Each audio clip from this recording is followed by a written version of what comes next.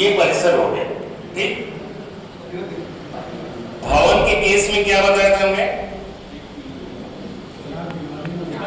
बताइए। सामान्यतः एक छत और 4 दीवारी, इसमें एक्सेप्शनल केसेस है। ठीक है, अब इस केस में आते हैं, एक परिसर, ठीक, एक परिसर के अंदर घुसे एक भवन और एक मकान। क्यों? मकान में हमने क्या बताया था, सबसे जरूरी चीज मुख्य प्रवेश द्वार। अब देखिए, ध्यान से देखिए, ये फिर से घुसते एक परिसर में घुसे, ये एक भवन, 2 जनगणना मकान। क्यों? क्योंकि 2 मुख्य प्रवेश द्वार। ठीक, ये उदाहरण हो गया। अब आते हैं सर दूसरी चीज पे,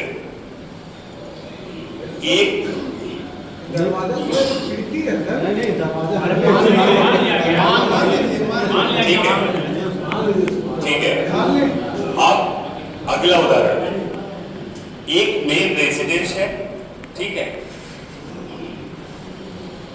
एक मेन रेजिडेंस है और एक किचन है,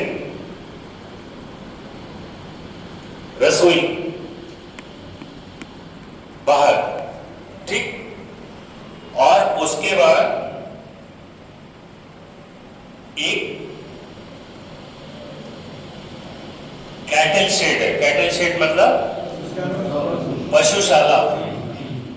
ठीक है, और मान लीजिए एक गैरेज में। ध्यान से सुनिएगा मेरी बात, जब भी हम जनगणना करेंगे तो भवन, परिसर और मकान के केस में 2 तरह की चीजें हैं, एक पोजीशन, एक यूज। यूज बदलेगा तो मकान बदलेगा। इस केस में देखते हैं, चलिए। एक परिसर में हम घुसते हैं, एक मेन रेजिडेंस, ये एक स्ट्रक्चर है, भवन है, एक ही परिसर है, एक ही हाउस होल्ड है। ठीक है, तो यहां पे पहला चीज जो हमने देखा, एक भवन, ये दिख रहा है जनगणना मकान। एक चीज ध्यान रखिएगा, किचन और टॉयलेट मकान सूचीकरण में शामिल, वो मेन रेजिडेंस का हिस्सा होते हैं। ठीक है, वो मकान नहीं होंगे। ठीक है, एक मकान ये हो गया, उसके बाद यूज बदला, ये एक स्ट्रक्चर दिख रहा है, यूज बदला, कैटल शेड, तो ये एक मकान हो गया। ठीक है, अगला स्ट्रक्चर ये है,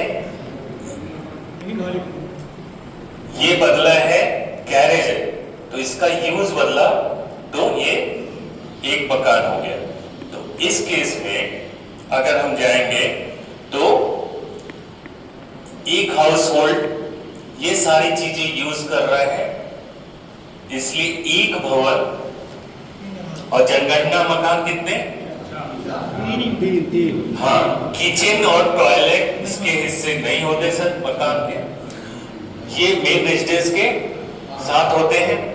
तो एक भवन, 1, 2, 3 जनगणना मकान। ये कौन सा केस था? यूज का।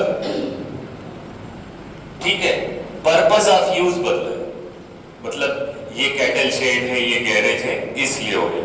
दूसरा उदाहरण देखते हैं। दूसरा उदाहरण है, एक गैरेज है, एक मेन रेजिडेंस है और एक ये सर्वेंट का क्वार्टर है, मान लीजिए। नहीं, ठीक है, ठीक है, ये एक घर है, इसमें ये केस है, गैरेज है, मेन रेजिडेंस है और ये सर्वेंट का क्वार्टर। केस नंबर 1, हम घुसते हैं, हम इनसे पूछते हैं, इनका ये मेन रेजिडेंट है, ये इनका सर, ये बताते हैं कि नहीं हम साथ में खाना खाते हैं। तो एक ही परिसर में ये रहते हैं, तो एक भवन, इस केस में ये एक परिवार हो गया, ठीक। तो मकान कितने हुए सर?